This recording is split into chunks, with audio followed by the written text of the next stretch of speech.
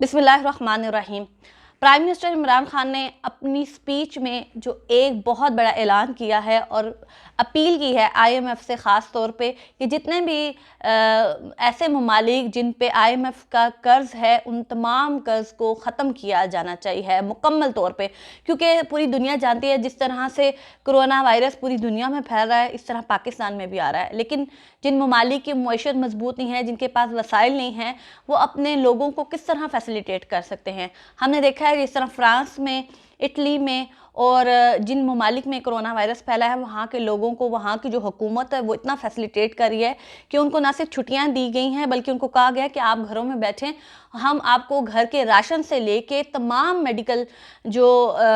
Facilities हैं वो देंगे। लेकिन बदकिस्मती से पाकिस्तान एक ऐसा मुल्क है जहाँ पे ना सिर्फ उसके ऊपर कर्ज़ है बल्कि हमारे पास वो वसाइल नहीं हैं। अक़वाम मुत्तहिदा ने ऐलान तो किया है कि वो तमाम वो ममालिक जिनमें कोरोना वायरस फैल रहा है वहाँ पे उनको इमदाद दी जाएगी, लेकिन हमें इमदाद के अलावा जो है वो ज़्यादा जो ज़रूरत है कि जब भी किसी भी दुनिया में किसी भी मुल्क में ऐसे हालात पेश आते हैं जहाँ पे मार्केट जो हैं वो क्रश हो जाती हैं, जो इतने एलीट ममालिक हैं उनकी भी इस वक्त जो है वो मईशत बिल्कुल डूबती जा रही है इस कोरोना वायरस की वजह से। पाकिस्तान तो ऑलरेडी उसकी मईशत बहुत ज़्यादा कमज़ोर है और हमारे ऊपर 110 अरब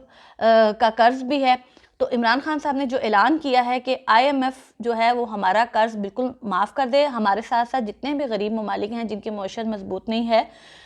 उनके कर्ज़े माफ़ किए जाएँ, ये एक बेहतरीन इक़दाम है। मेरा ख़्याल से पूरे सोशल मीडिया को इस इक़दाम के लिए एक प्रॉपर कैंपेन चलानी चाहिए कि आईएमएफ तक ये